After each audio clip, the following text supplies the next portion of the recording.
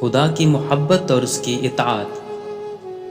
ہم چمن کی سیر کو جاتے ہیں، خوبصورت چیزیں اپنی آنکھوں سے دیکھتے ہیں، چڑیوں کا چہچہانا اپنے کانوں سے سنتے ہیں، پھولوں کی خوشبو اپنی ناک سے سونگھتے ہیں، اپنے منہ سے کھاتے پیتے اور بولتے ہیں، اپنے ہاتھوں سے لکھتے ہیں، چیزوں کو اٹھاتے ہیں اور پیروں سے چلتے ہیں۔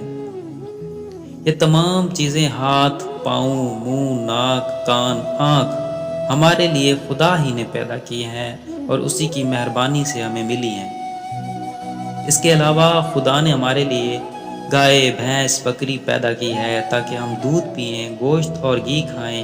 اسی طرح دوسرے جانوروں کو بھی ہمارے ہی لیے پیدا کیا، جن میں سے کچھ ہماری سواری اور بار برداری کے کام آتے ہیں، اور کچھ کھیتی باڑی کے، اور کچھ اس لیے کہ ہم ان کا گوشت کھائیں۔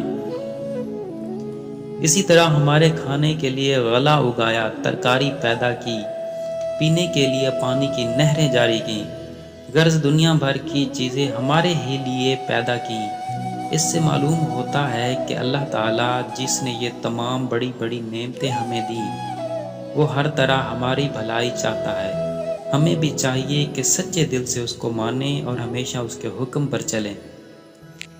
جن باتوں کا اس نے ہمیں حکم دیا انہیں کریں، جیسے نماز پڑھنا، روزہ رکھنا، ماں باپ کا کہنا ماننا، سچ بولنا، امانت داری کرنا، اور جن باتوں سے منع کیا ہے ان کو ہمیشہ کے لیے چھوڑ دیں، جیسے جھوٹ بولنا، ماں باپ کی نافرمانی کرنا، چوری کرنا، ماں باپ کو ستانا وغیرہ۔ اگر ہم ان باتوں پر عمل کریں گے تو اس میں ہماری ہی بھلائی ہے۔ اس سے معاشرے میں امن و سکون ہوگا اور یہی دنیا جنت کا ایک نمونہ پیش کرے گی۔